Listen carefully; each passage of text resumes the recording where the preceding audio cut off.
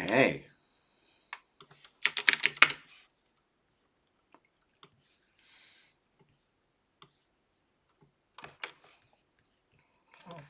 Saw they fixed some bugs on the Twitch app.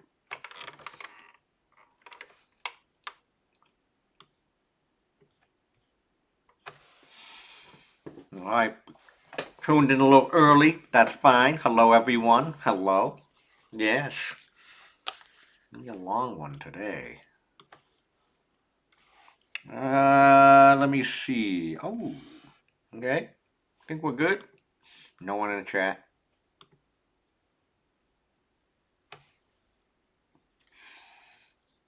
I can live with this. Hey, Sass Gas. All right, you're the first one here. You know the drill. Audio check, mic check, check 1 2. How do we sound? Check 1 2. Check. Check 1 2. Check. Oh, most important thing.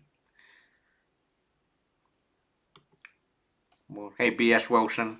Okay. Actually, need you folks today. I got B.S. Wilson and Sass Gas.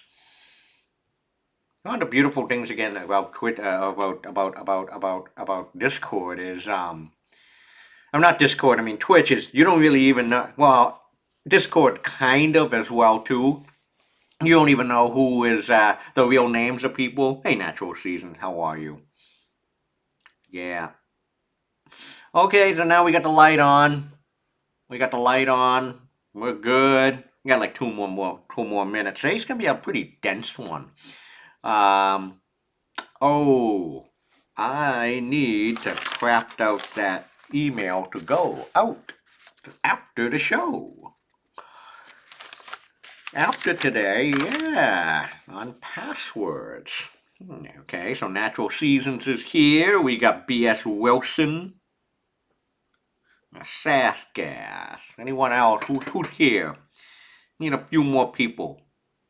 Need a few more. Today is that time of the year again. Passwords and password cracking. It's just a balmy 36 degrees outside. Look at that. Balmy 36. Okay. Yig. Okay, so Yigu001. Hello. 429. I don't think I've ever had a show where I've actually started early before, but that's fine. Hey, Tom. Okay, this is good. Shut up. Oh, this is, continue. So you may be wondering, what's this error message that I get?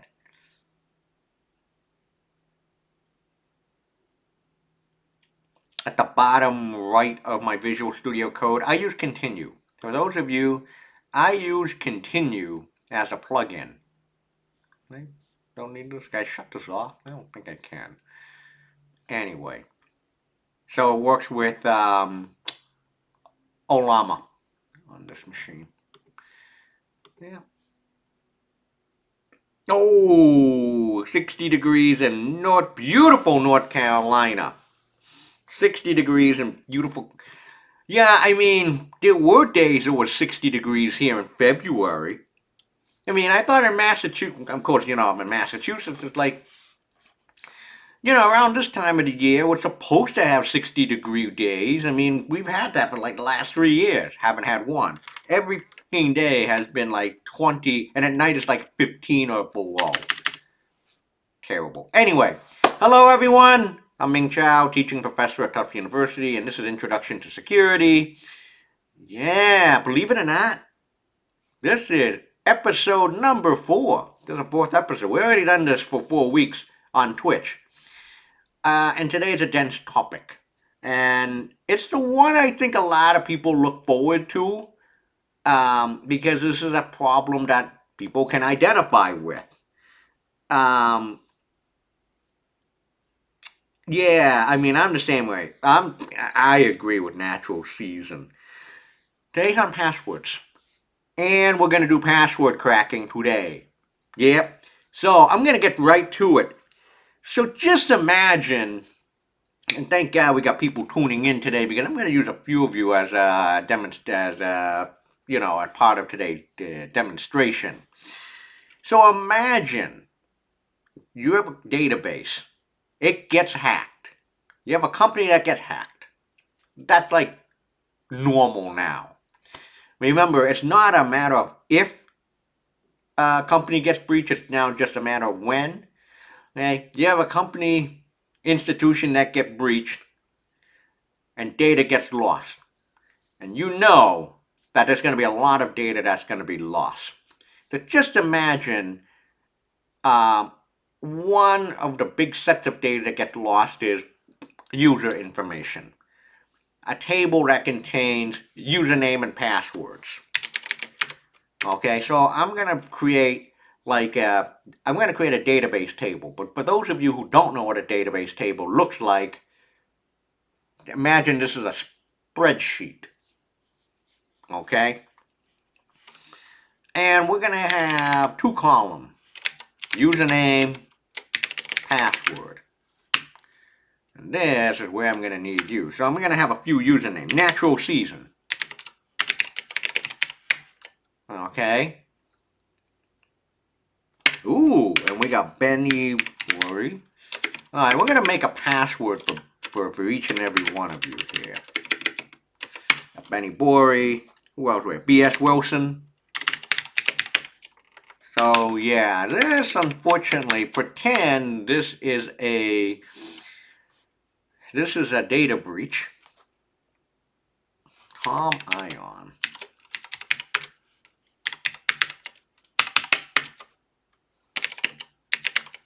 Okay, we got SAS Gas as well.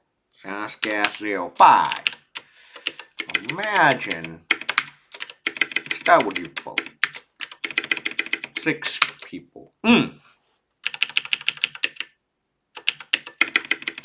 Alright. So this data breach got 6 people. Actually, all of you on Twitch. I'm going to give a password to each and every one of you. Let's make something up. Okay.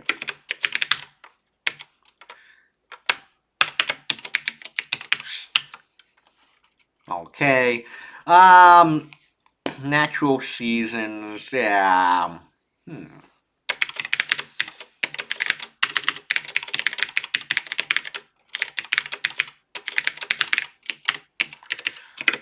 B.S. Wilson, we're going to give you a password of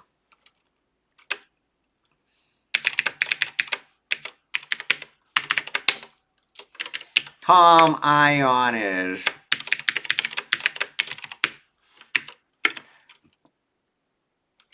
we have another. Okay, Yigu is going to be ants. And SAS Gas is going to be 1, 2, 3. Okay. So here we are. We have a data breach here. The attacker gets hands on this set of data, as is. Table of users. What's wrong? What is wrong with this? Now, an attacker just gets a hold of a data dump in a breach. This is part of the data dump, as is. What is wrong? Okay. For the attack, I mean overall.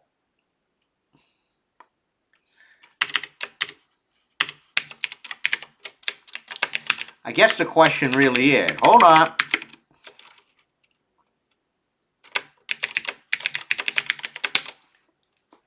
In terms of, yeah, I mean, Union, okay, so Union, you also said, boom. They get everything in no time, insta-sell, passwords in plain text. This is what you called, and the attacker has all the password and the corresponding username. Hey, this is just dumb. This is what you call wrong way of storing usernames and passwords. I think we all get that. Believe it or not, there are systems out there don't laugh, that are actually like what we're looking at. The system stores usernames and password in plain text, all in the clear, just like that. What I am showing right now is this is just really bad system design. Really, really bad way of storing usernames and passwords in anything. You know, if you're storing username and password just like this in a database, that's just bad everything. Okay?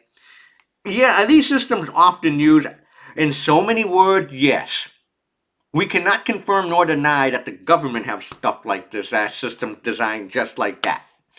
But I will tell you, Natural Season, you always hear of a story of some day in some data breach, the password using the password especially. Username, who cares? That gotta be in plain text. Username gotta be in plain text because of searching and for searching purposes. But the password being in plain text stored just like this, more often than you think. I kid you not, more often than you think. It's fucking crazy. Nope, Tundra. Nope, nope, nope, nope, nope. Even important systems, they store passwords just like this. Sorry. Yes, the systems are used often. Yes, you'll probably hear about this on the news again one of these days. And one of these days is a short amount of time. This is just bad design 101. The problem, the password is stored in plain text. That's the big problem. And when an attacker gets his or her, its hand on the data dump just like this, hey, I don't have to do any decryption or anything. Hey, I just take everything. So, okay, so this is bad way of storing password 101.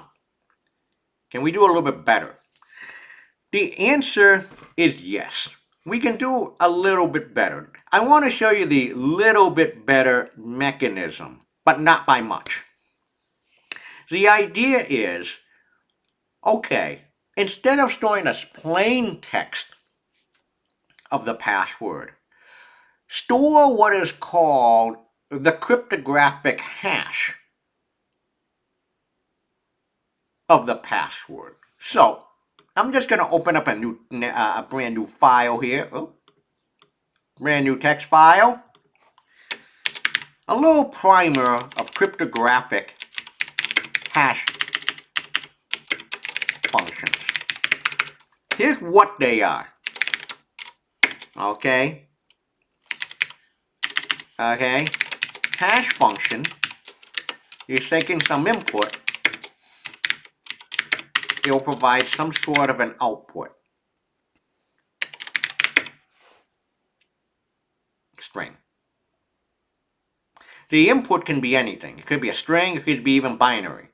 But the output is just going to be some output string in some set length. So, for those of you who actually have taken a data structure course, do you remember something called a hash table? Now, a hash table, the whole purpose of a hash table is for really, really, really quick lookup in order of, like, in constant time. Order one. Like, order one, actually, time. Really fast lookup of things. Okay? But the important component of a hash table for searching is something called the hash function. Alright? Properties of hash functions. Does anyone remember what they are? For those who have taken a data structure course, what are the important properties of hash functions? There are four big ones.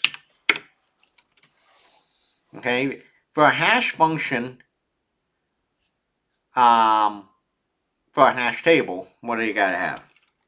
Yeah, there's adding and deleting, okay. No, but what are the properties? Like, in order to have a really good hash function, oh, the same input, that's a very important one. The same input always provides the same output.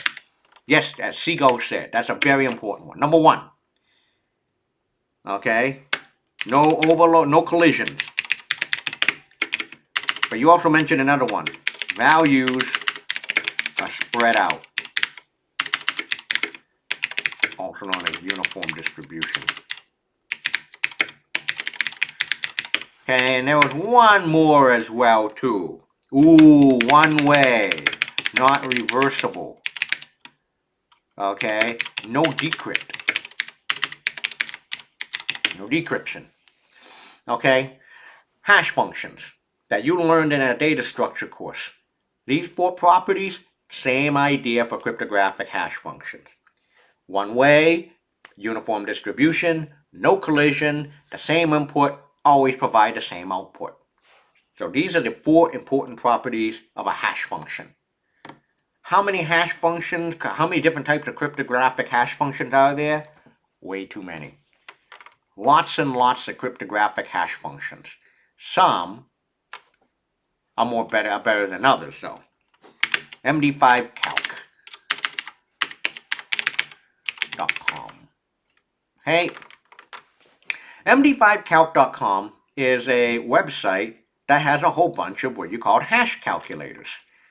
They have a whole bunch of hash calculators for more than 60 popular algorithms. MD5, yada yada yada. What's this? Hey. So someone here needs someone. What's your favorite word?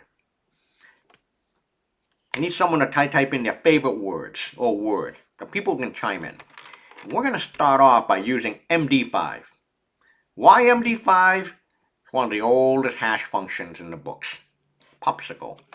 So let's do the MD5 checksum of the string popsicle.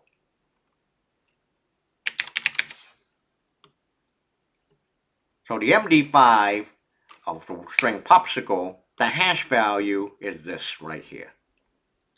Okay.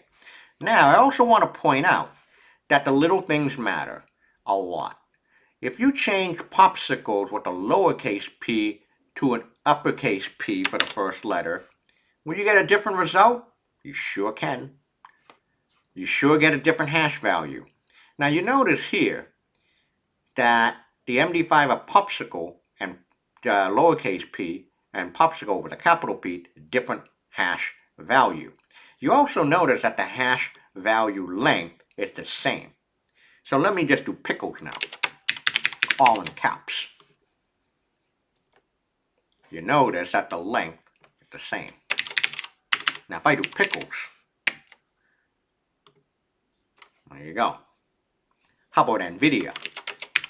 All in lowercase. And you can see no collisions so far, which is good. Okay. Now, let me do popsicle again.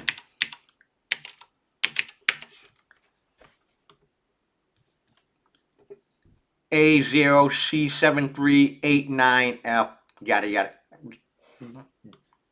We already did that, the first one. Now you notice that the hash length is the same for all inputs. What is very important to also know is that the algorithm and the source code for hash functions that we use on a day-to-day basis, the important, even like MD5, all publicly available. Okay? You do a search for MD5 source code, SHA-1 source code, whatever it is, it's all public.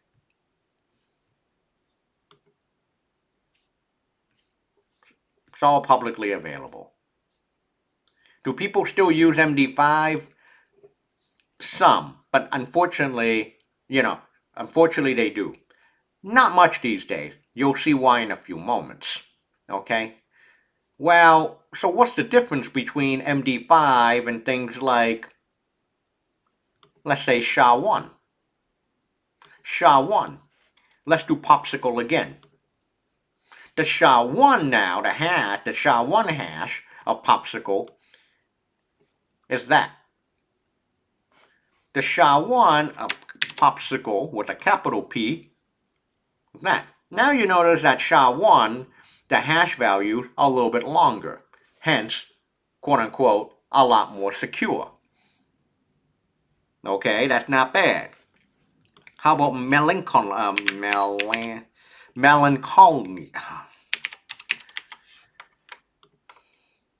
Okay. How about donut?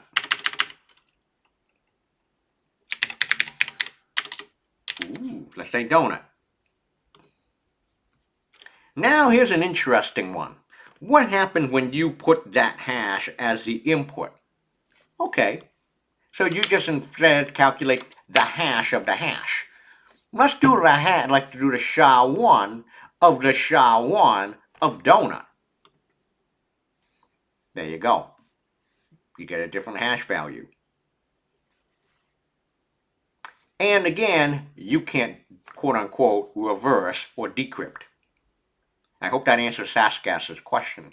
What happened if I do the hash of the hash of melancholy? I always have a problem pronouncing that word. Again, different hash value, but the length of the hash is different. The length of all the SHA-1 hashes, the same. The length of all the MD5 hashes, the same. Does hash length matter? Of course. Absolutely. Is there a character limit for the input? The answer is absolutely not. You can even feed in a binary. Actually, now Union 7744, you raise up an interesting point that MD5, like hash functions, are commonly used to verify the integrity of downloads. I repeat, hash functions such as MD5, SHA-1, commonly used for verifying the integrity, the I in the CIA triad of downloads. Okay, I'll give you an example. VLC, the best open source media player around that plays like anything. Let's say I want to download this for Mac OS and install this on my Mac. I already have a VLC. Good software vendors nowadays will publish checksum for downloads. I'm going to download VLC. Here we go. I'm going to save this to my desktop. Okay, sounds good. But how are we so sure that we downloaded VLC correctly? How are we also sure that we didn't download malware? And also, the download was not corrupted. You see here, in VLC's case, they say display the checksum. Here it is. The SHA-256 checksum is SHA-256 is a hash algorithm. This is the output. How do you do that? So on the Mac OS, on most Linux systems, what you do is you can use OpenSSL, the hash function, in this case is SHA-256. Feed in the input, the binary, the input binary, and you can see that the SHA-256 of VLC yada yada yada is 15DD yada yada 8044. Does this match what the website said? You got it. If there's a match, you downloaded VLC correctly for Mac OS. VLC 3.0.21. Okay? Now, if you calculate, and this happens all the time, I see with people, you download a file, you calculate the checksum, and you get a different value than what is provided on the website. Either A, you downloaded the wrong version, B, the download is corrupted, or C, you downloaded like malware. There's always one of the three. Something like that. Okay? Can you also do the SHA-1 of file? Yeah, of course.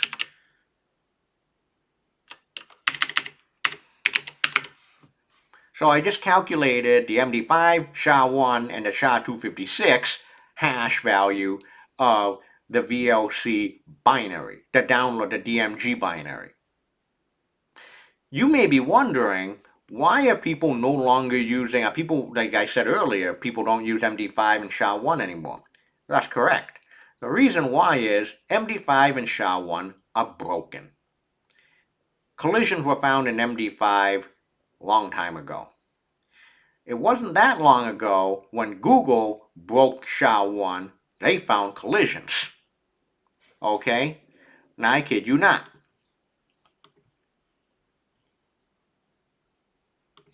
Here it is. Shuttered.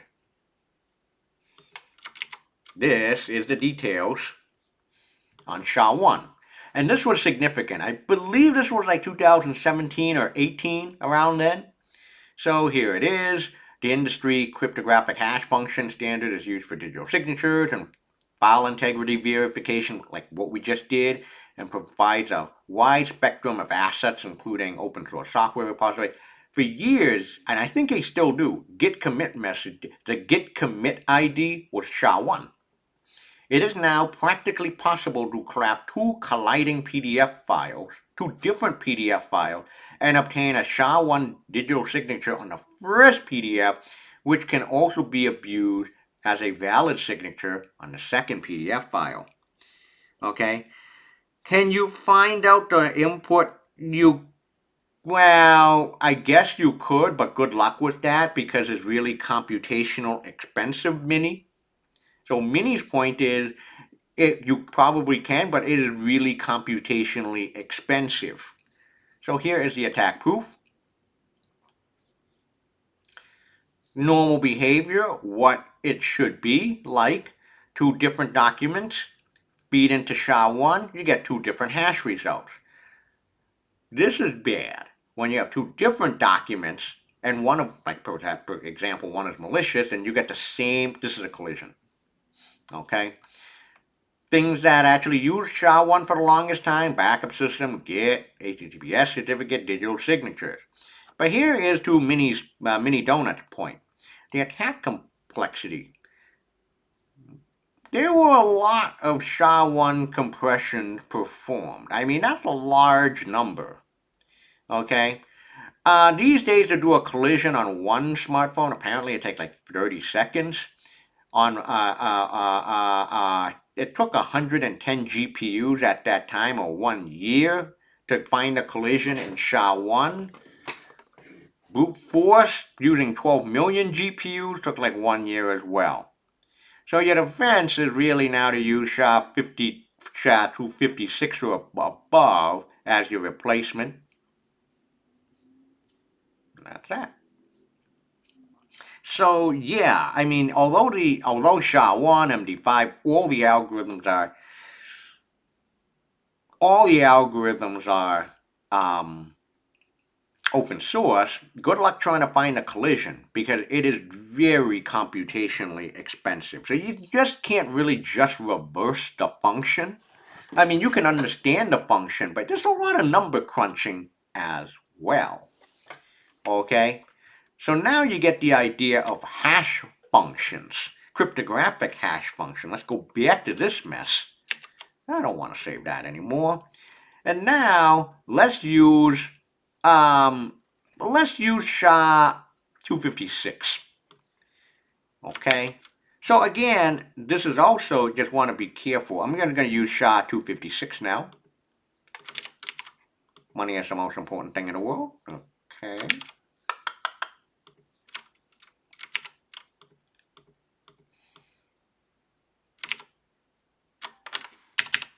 Okay. Whoa. Bastards. Alright, so we got a display problem. Snow in Oregon.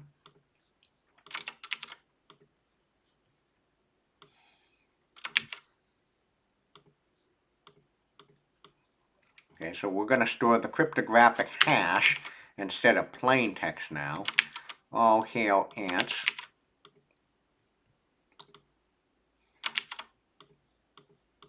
Replace all hail ants. Physics is cool.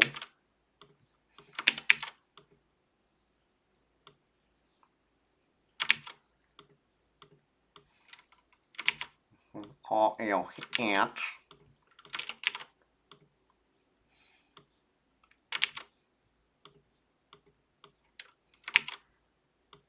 Football 1, 2, 3.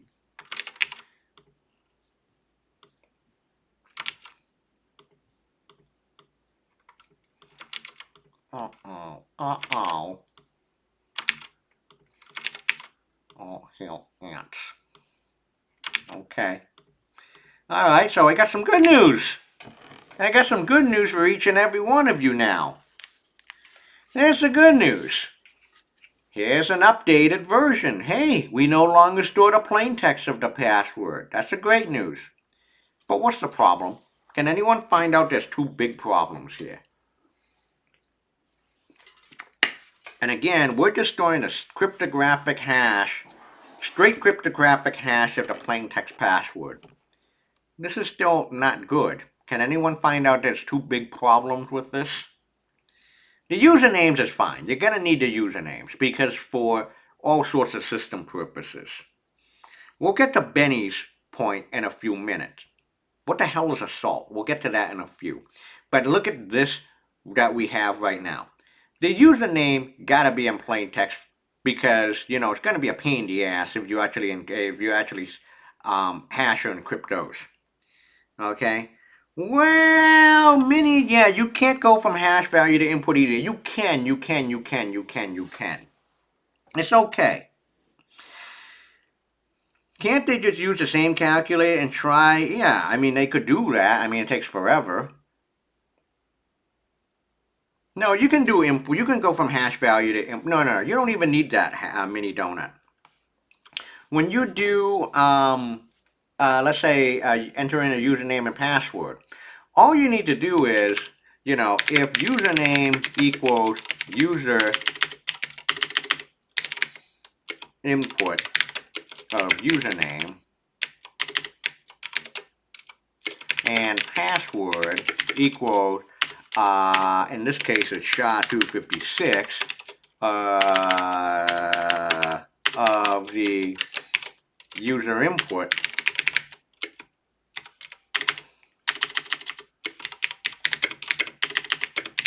something like that.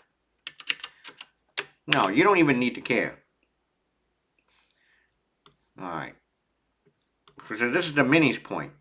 You don't need to, I mean, to check if the username and password are entered correctly. All you need to do is just an if statement. It's just if the username equals the user input, like if the username is the username as the user input of the username, and the password is just a SHA-256 of the user input of the password, then you're in.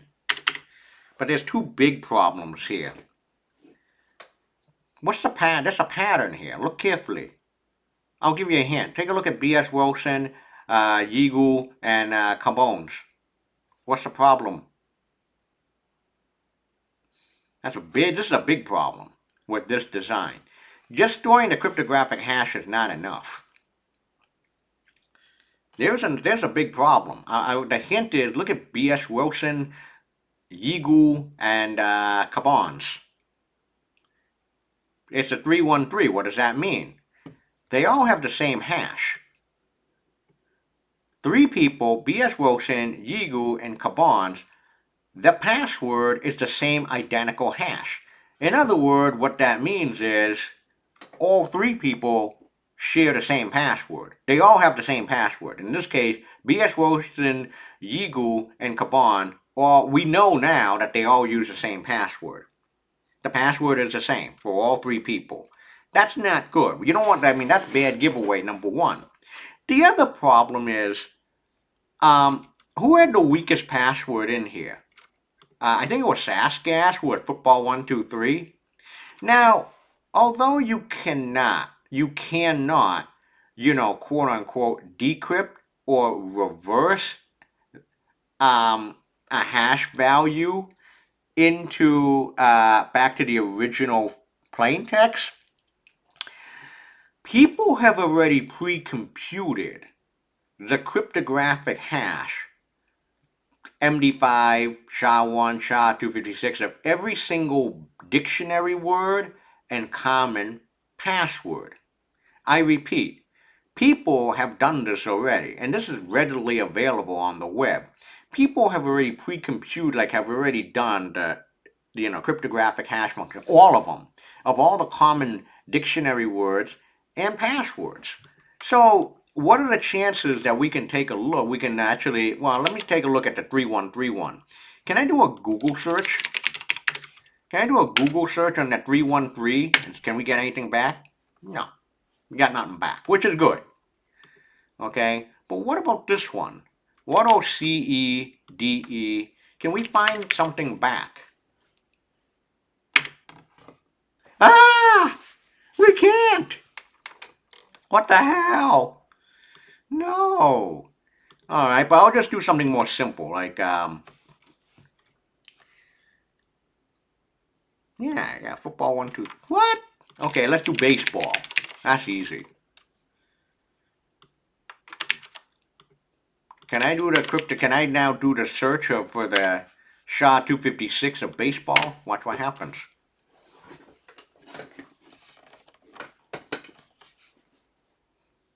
I guess someone, wow, that's very surprising that no one has actually used football 1, 2, 3 as their password. Wow, what a country, what a world. That's crazy. Yeah, no, but for common dictionary words, you can just look them up because people have already pre-computed the hash value of every single important dictionary word. Yeah. So these are a couple of big bad things. Like for example, if Sassgas's password was actually football, okay, if it was actually football instead of football 1, 2, 3.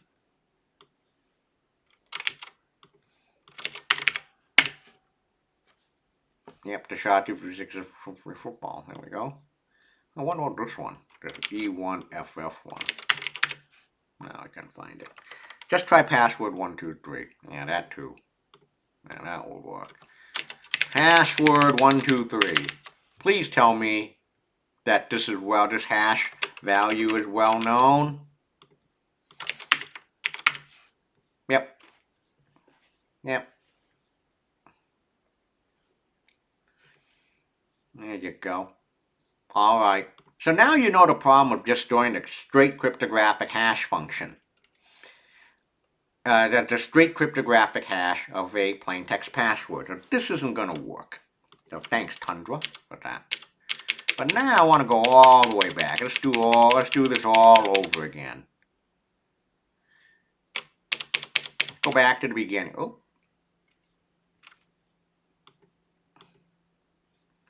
This is what we had originally. But now, let's do this. We do something else. So we don't want to just store the cryptographic hash of the plain text password. What if we added some randomness? What if we added some randomness to the plain text and then hash that, in which we will always get differing results? So here's the idea. For each and every user, we're going to assign each and every user, in this case, a 2-character token, random token of some sort. AB, BC, C1, F4, A5, 7, 8, a random 2-character token, and FU.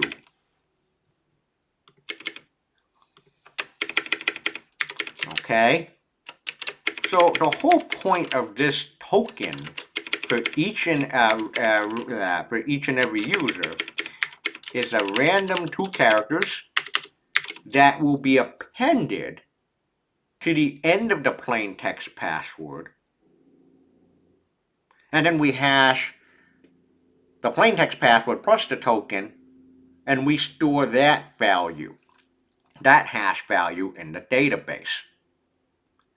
So again, in this example, the token is 2 characters, randomly generated. Okay, it's a random 2-character token for each and every user. Just picked that out of my brain. So now what we do is, all right, we're going to do the SHA-256. Money is the most important thing in the world, plus AB.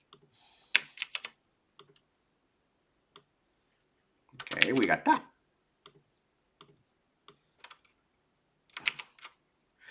Snow in Oregon, and add BC to that.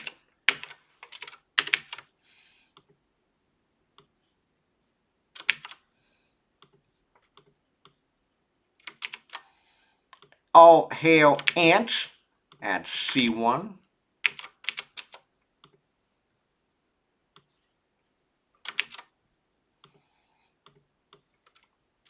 Physics is cool, and add F4 to the end of it.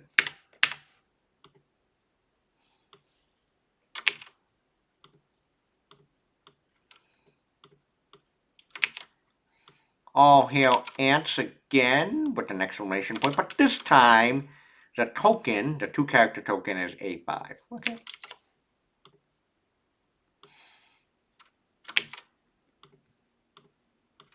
Football 1, 2, 3, and 7, 8.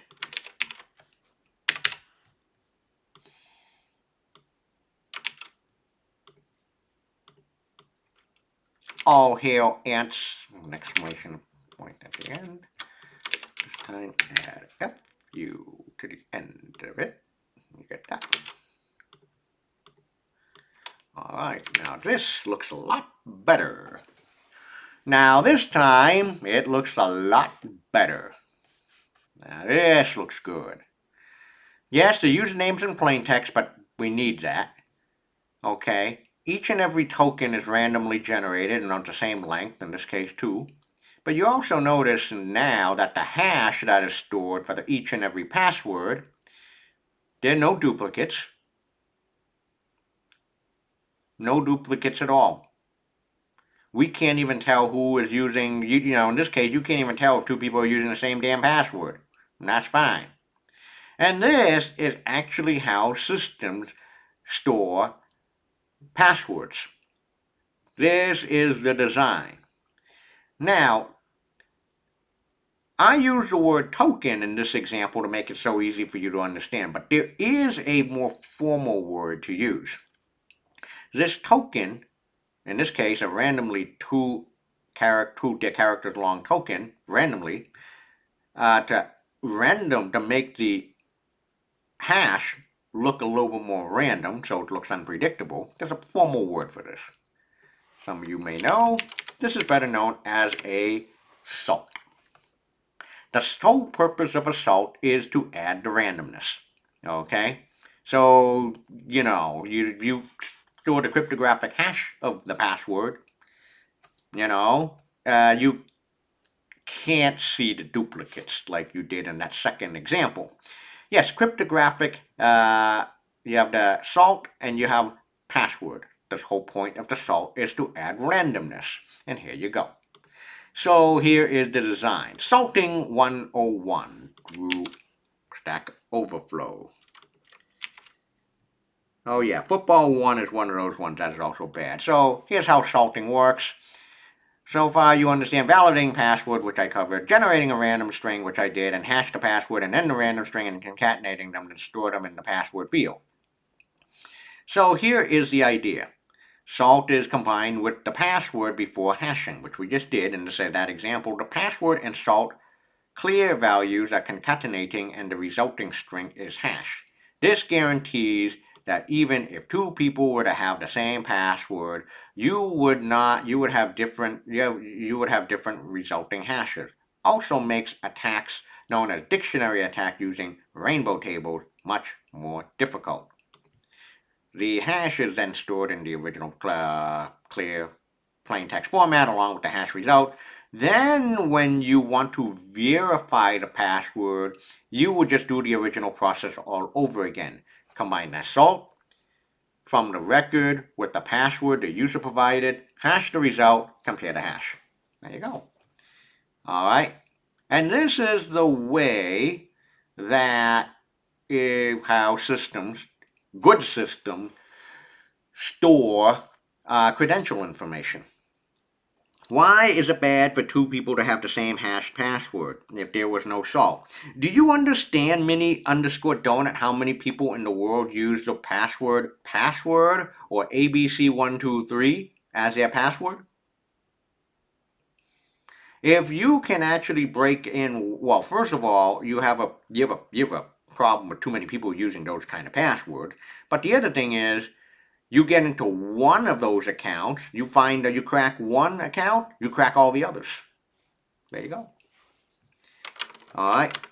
So it is very bad for two people to have the same hash password because now you can just say, okay, you can do who's using weak password. Who doesn't care? And we can break into one, we can break into all the others. All right. And the idea of salting passwords, that's actually how Linux accounts are, how they store usernames and password in Linux systems. And I'm going to demonstrate that right now. How are accounts stored on Linux systems? All right. And you will see the ID, we'll see cryptographic hash, we'll see salt again.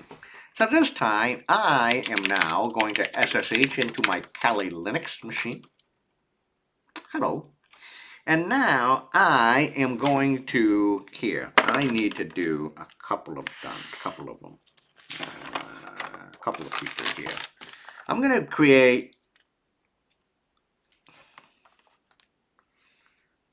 a couple of accounts.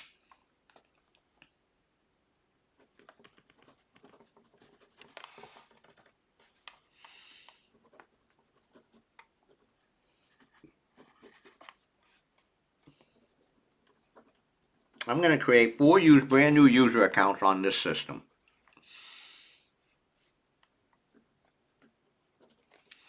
All right.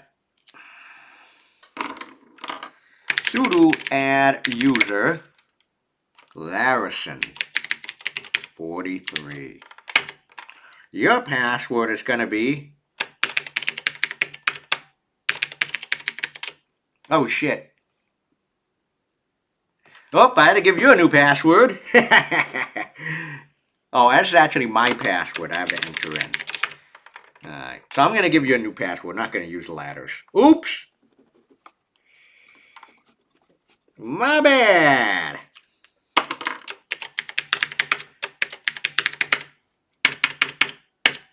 That information is correct. So Larison43, you got a user account here. So I'm going to create another user. Tundra 9898. Oh, has to be lowercase Tundra, lowercase t. Your password is going to be, yay!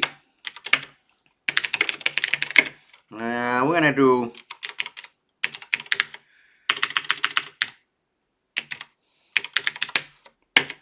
your password is going to be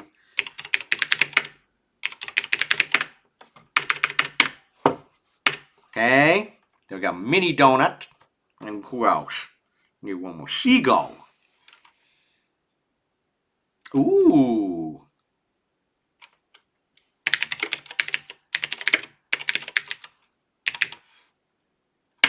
Seagull. Your password is going to be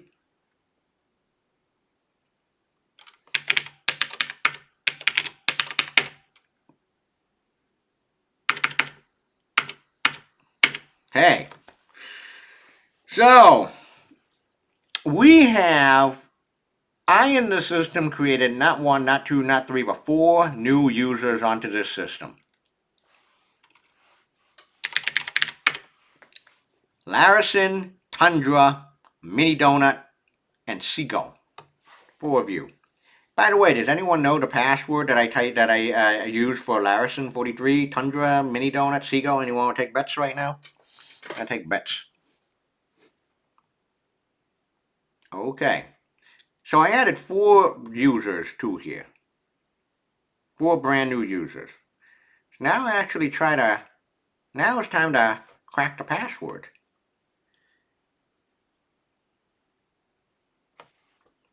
I can't say.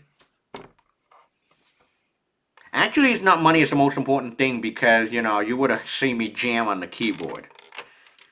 Okay. Ooh, okay. All right, hold on. I'll add a 5th one. Ooh, Mommy Omni. You are going to be... Oh, no. Yeah.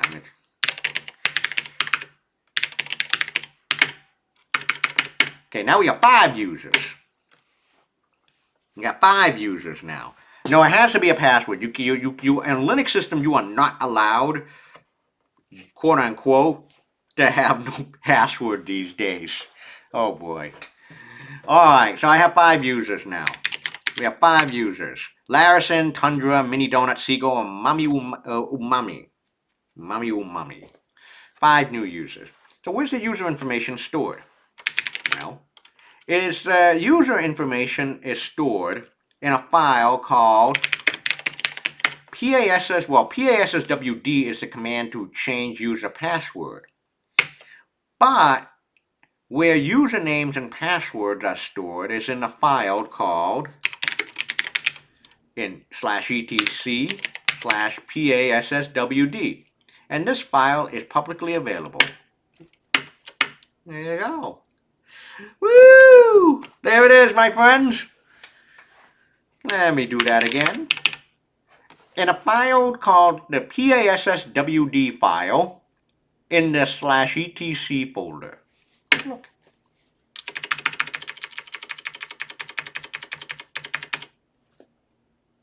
And here you can see my username. I'm Defcon, Larison43, Tundra9898, Mini Donut01, Seagull, and Mami Umami. There it is. There's the username and passwords. Wait, what? What's the problem? There's nothing wrong. Well, you may be wondering, wait a minute, I see the usernames, I see the brand new users, the 5 brand new users that we just entered, but where's the password hash? What part is the what part's the password? Aha. Many years ago, 30 years ago, in the ye good old days, the username and the password hash were all embedded in this file. Oh yeah, back in the ye good old days, it was just one file. Everything was in the PASSWD file. Of course, you know, that's kind of bad design. Okay? Yeah, it's hard to read, but there's a format. I'll get to that. Okay? No. What they did later, and I believe this was somewhere in the 2000s, or maybe somewhere around there, I believe, eventually what happened was, okay, maybe it's not a good idea to put everything, the username and the password hash in one file. And what they did then is they separated out the password hash into a different file. And that file is called the shadow file.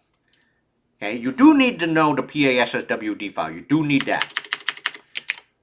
More /etc/shadow and permission denied. Of course, you can understand why permission is denied, and you have to have sudo privilege, temporary root privileges to see the shadow file. And here it is. Now, there you go. Defcon is me. Here's Larison. And then followed by all this. This is your cryptography. This is your password now. All hashed up. Tundra9898. This is your password now. All cryptographic hash. Okay. Alright. But wait a minute. Okay, wait a minute. How the hell you read this? Mami Umami.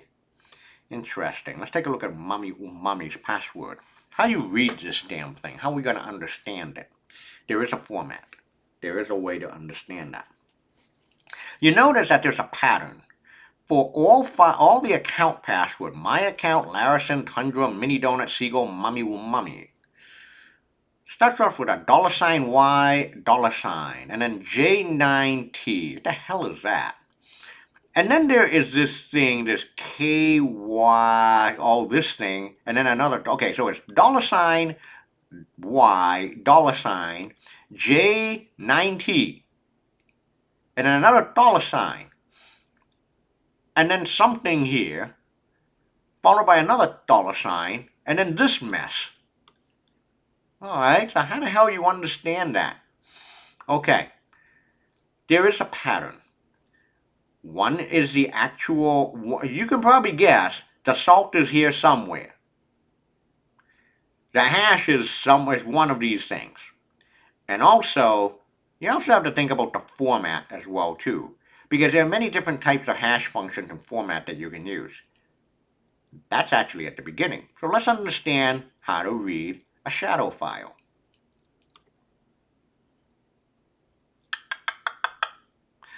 Yay! This is a good resource I like.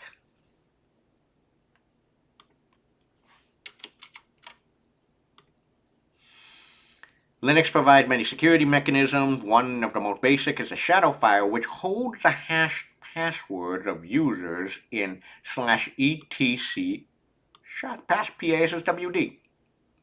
And one of the most basic is the /etc/shadow file, which holds the hash passwords of users in /etc/passwd. So you need both files. So you already know encryption and hashing, okay? So here is the format of how the shadow file looks.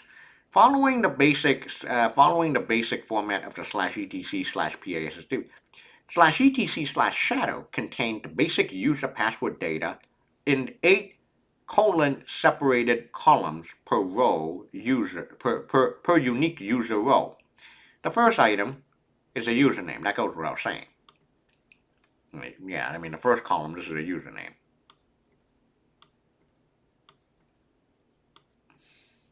Right, that's easy. But then it's the password. The actual hash password with the respective password entry in the /etc/passwd is X. And then there's other fields like the date of the last change, minimum days, okay, between password changes. We don't care about that. We don't care about that. But now, let's understand this entry. Let's understand the password entry. Okay, this is how you read the password entry. It's in this part called crypt. There are many algorithms for encryption or hashing in this case. Which one /etc/shadow uses depends on a number of factors. Essentially, the characters of password field in the /etc/shadow identify the encryption algorithm. If it starts off with $1, MD5 is the cryptographic hash algorithm used. $2 is blowfish. $5 is the 256 bit of SHA, which is SHA-256. And $6 is SHA-512. And now modern Linux systems modern, like within the last few years, use $Y, better known as something called YesCrypt. Okay? Yeah, and here it is. The YesCrypt with this current entry, yada yada, is widely adopted in the default password hashing scheme for many recent versions of major distributions, Linux distribution. So here is how it is. $ID, $ followed by a param, followed by another $, which is the salt, and $, and then the last thing is the encrypted. So you have the ID, which is Y, so the 6 accounts here use YesCrypt. The param, the J9T, which we don't use that much. The third item after the third $, this is the salt. Yeah, so the salt is pretty large. And then the last thing after the last $, that's the hashed password in like salted. Yep, the encrypted password. Salt is the password encryption context as a random supplemental value used when going through the process of salting. That's what I just did. I explained that earlier. Okay, so you have format, some sort of configuration variable, or param, which one we're not going to use, salt, the hash all the way up to this colon. Okay, so now you know how to read the important files, PASSWD and shadow file. You now know how to read the entries in a shadow file. Okay? The important things that you definitely need are the hash algorithm, the salt, and of course the entire encrypted password. Okay. So now, alright, now, what if you just forgot, in this case I forgot all the passwords that I entered in for Larison, Tundra, Mini Donut, Seagull, and Mummy Mummy. There a way that we can crack passwords? And the answer is, of course, yes. I want to introduce to you to one of the oldest password crackers around. And that is called John the Ripper. John the Ripper, been around for a long time. John the Ripper is a free and open source password cracking software tool. It was originally developed for Unix systems, is now generally platform independent. It is among the most frequently used password testing and breaking programs. Now, a friendly reminder, because I think this is 4 episodes, and this is 4 episodes I've said this, any security tool can be used for good and bad. Password crackers can be used for good by system administrators to check who on the network is using weak passwords. Why is it called John the Ripper? Good question. Why is it called John the Ripper? Let's go to the website, John the Ripper. Well, you know who Jack the Ripper is. Alright. John the Ripper, it's a really good question. I've never gotten to the bottom of it. Like, why is it called John the Ripper? Go search.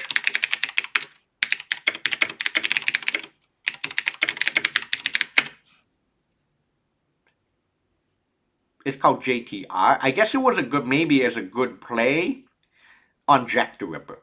That's my obvious guess. Okay, but the Ripper meets, okay, John. It's a very good question. Very good question. I guess it's a play on John as Jack the Ripper, but it's John. Okay? Free and open source. Alright. So, to use John the Ripper, before we do that, to install. So I'm on Mac OS. So now I'm opening a brand new terminal here. I have Mac OS. To install John the Ripper on Mac OS, the best thing is to use Homebrew. Okay? And then you do brew install John Jumbo. John-Jumbo. Okay? Not just John. You gotta do brew install John-Jumbo. If you are on Windows land, you got to install the binary from the website. Okay? You got to install Windows. Where is it? Yeah, Windows, consider hash suite. Okay? So you can use that. On Linux systems, you can either download the source here, compile it yourself. That will work too. Mac OS is John-Jumbo. Okay. So now we're not going to use the Mac OS version of John the Ripper for this example, largely because of the Yes script. Yes script is really, really new. And Mac OS may or may not actually support Yes script. So, man John. Alright, John the Ripper. That's the binary name, John. It's a tool to find weak passwords of your users. Now here's the key. John the Ripper is really easy to use. But there's some work that you need to do beforehand. John the Ripper requires what is called a concatenated copy of both your PASSWD and shadow files. Okay, so what I'm going to do now is I am going to make a copy. Where am I? Oh, pwd sudo copy I'm going to copy the PASSWD file. I'm going to make a copy of /etc/PASSWD into PASSWD-copy. Okay, got that. Now I'm going to do get a copy of the shadow file. So I have a copy on my home directory, the PASSWD and shadow files. I'm going to change the owner of the copy files to be me. Okay. Now, there it is. That's a copy of PASSWD. It's a password, copy of the shadow file. And now what you need to do is need to concatenate the PASSWD-copy and the shadow-copy files. John the Ripper comes with a tool called Unshadow. Unshadow is a tool that comes with John the Ripper, and it combines both the PASSWD and shadow file. Okay? John the Ripper requires this output to start.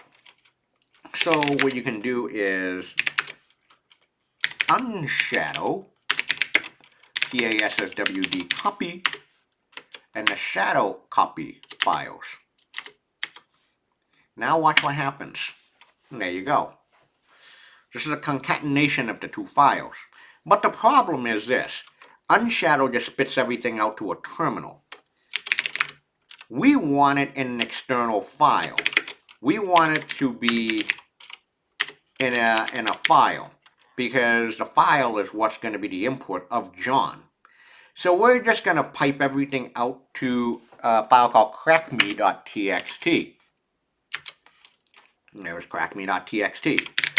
More crackme.txt, and you can see here. In this case, we only care about the users, from DEFCON to Mummy Umami. So we can use vim crackme.txt. I am just going to delete all these processes. I only want to crack. We're not going to crack me. I'm going to take myself out. Okay. So I'm going to do a word count for lines. Crackme.txt. As you can see, there's 5 users. More crackme.txt. Okay. So now, what we're going to do is we're going to crack the passwords. Okay? We're going to crack the passwords.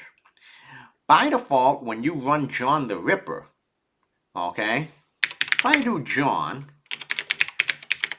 you have to do crackme. John space crackme.txt.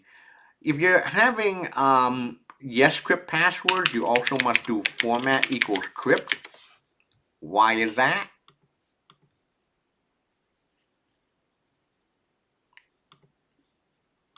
Bing! This is very recent. This is very recent. Still true, July 2021. Pretty recent. You have to add the minus format equals crypt. So it uses YesCrypt. Now, if you're running this on Mac OS, you can just type John crackme.txt, assuming that you're not cracking YesCrypt passwords. So if you're cracking SHA-512 and MD5, and you're given a crack and you're given a list of hashes, you just type John crackme.txt. That's it.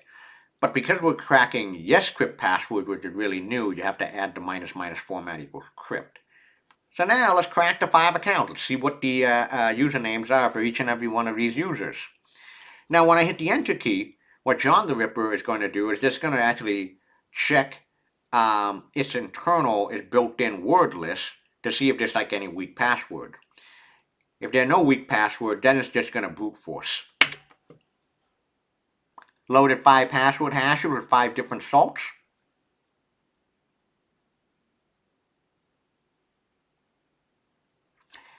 Seagull's password, it looks like it's ABC123. Sorry, Seagull, you got cracked first. and you just let it run.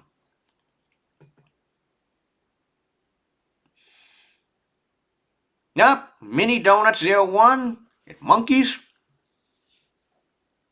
So we got 3 passwords left to crack.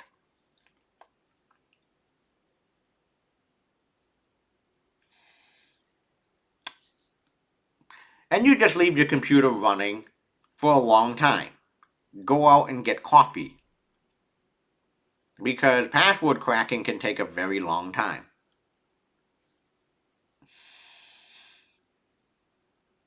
But wait a minute. We have not cracked Larison, Tundra, and Mummy. We have not cracked them. I'm actually really surprised in a bit. So as you can see, proceeding with word list, /user /share /john /pas password.lst.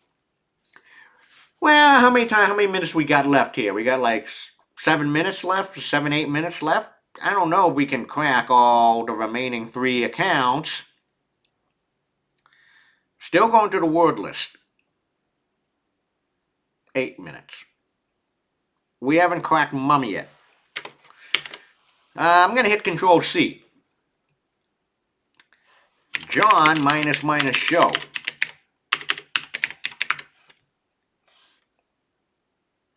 Oh,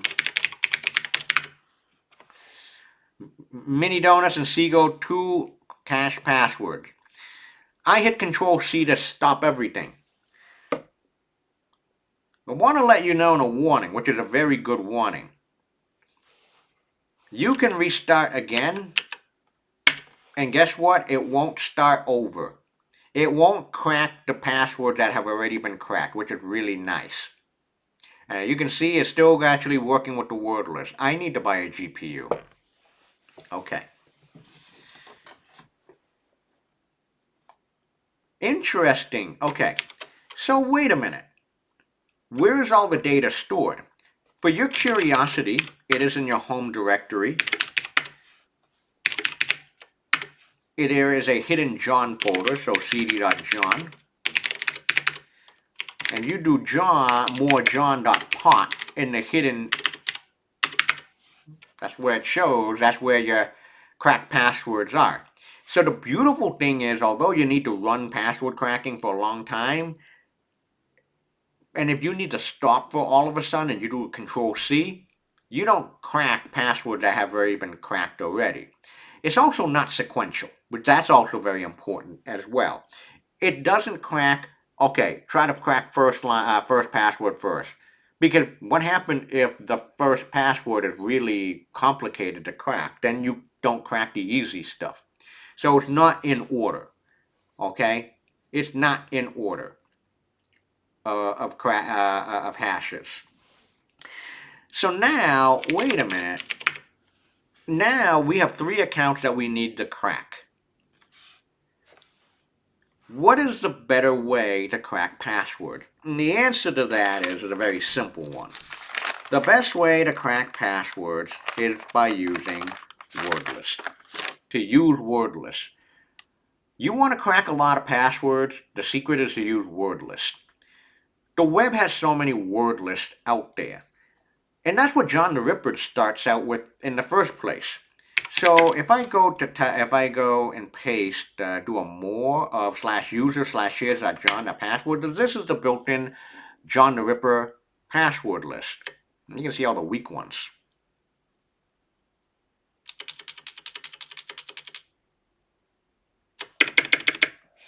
But this is also a very short password list as well. Very short list. And yeah, as you can imagine, it has to also compute all the possible random, what do they call them? Salts as well. The John the Ripper word list is tiny. It's only 3,559 words. Does it just work at? No, it does. I said earlier it does not work at. Oh, I think I beat you to it, or I don't know. Anyway, it's not one at a time. It's spread. I mean, if it is one again, if it's one at a time and the first password is really hard to crack, then you just like it's just not efficient. This word list is tiny, 3,559 words.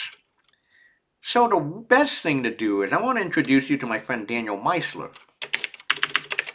He created a project, something called SecList, free and open source on GitHub.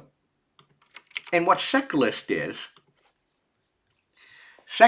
a security tester's companion. It is a multiple of types of lists used during a security assessments collected in one place. List types include username, password, okay? And so here's the list of all the users, and there's so much stuff here. Now they even added AI and LLM testing, which is pretty cool. Passwords.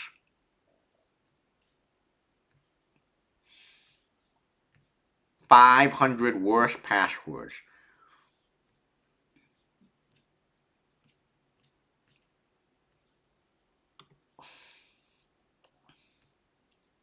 My favorite is dark code.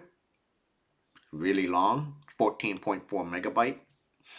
There's also Dark Web 2017 Top 10,000.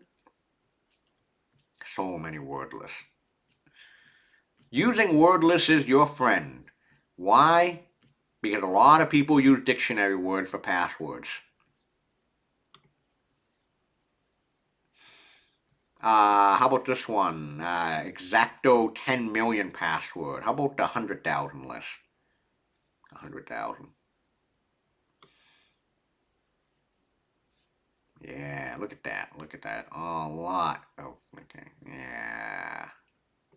Lots of passwords.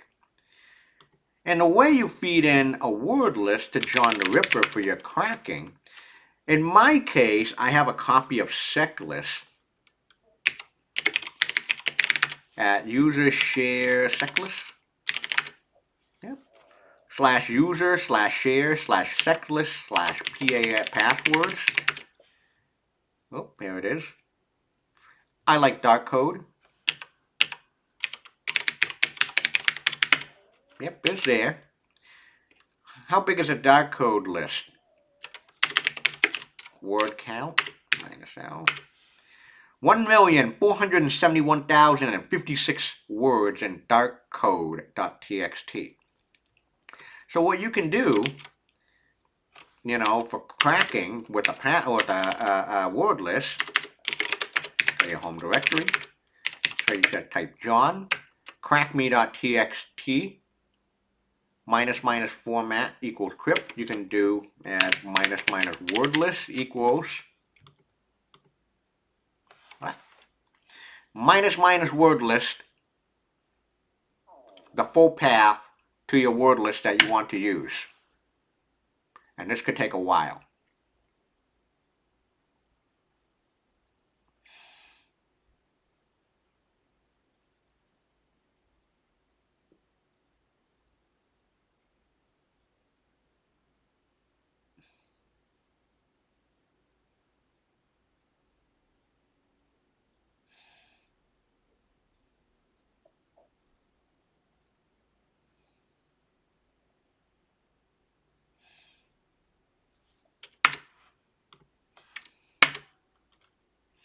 Unfortunately, dark code is a big list. It takes a long time.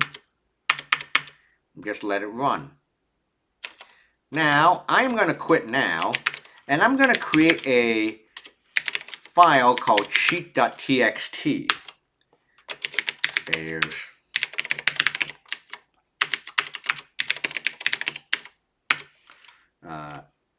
we did ABC123. That's the list. So now I am just going to crack with a word list called cheat.txt.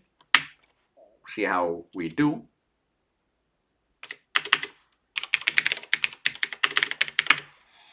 Bam, there you go.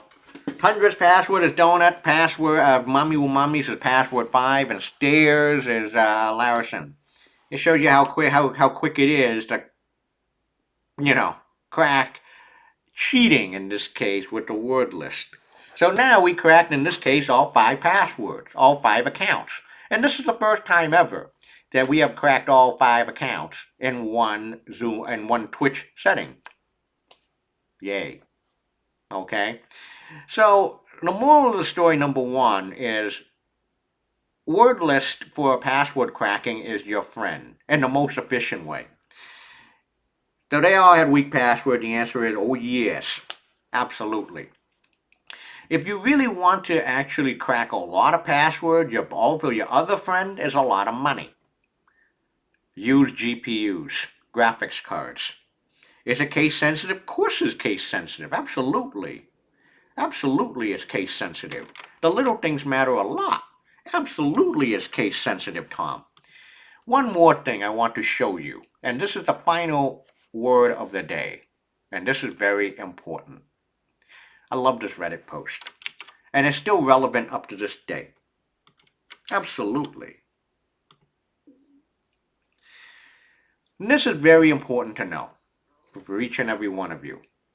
The time it takes for a hacker to crack your password.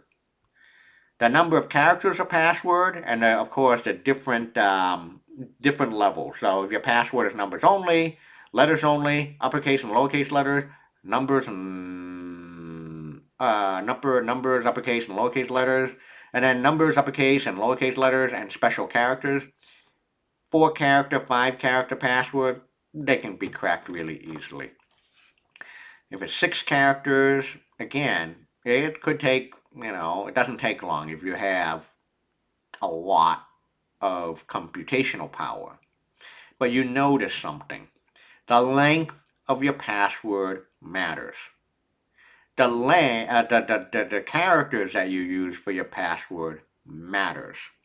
The longer your password is, the more characters you use, the harder your password to crack. But make no mistake about it. It doesn't matter at the end of the day. No matter how complicated your password is, no matter how, it will be cracked, given a matter of time. Your password can be cracked in 1 second, 1 minute, 1 hour, 1 day, 1 week, 1 month, 1 year, 10 years, 100 years, a couple quadrillion years. It doesn't matter. Passwords are going to be cracked in a matter of time. It just takes time. Okay? If there's no word list, how will John the Ripper crack? Random brute force. That's the lesson today. And that's all. So that's why, use complicated passwords. And furthermore, if you haven't done so already, invest in a good password manager. And that's all, my friends. Happy hacking. Happy hacking because the password cracking competition is now open. You have about a month to crack as many passwords as you can, given this list. Here's the list of hashes. Crack as many as you can. And if you crack all 16 hashes, you get an automatic A in the course. But good luck with that. Okay? Do separate out. Don't crack this entire, all 16 at once. Separate out by algorithm. In this case, $1 and $6. Separate them out. And submit early and often. There you go. See ya.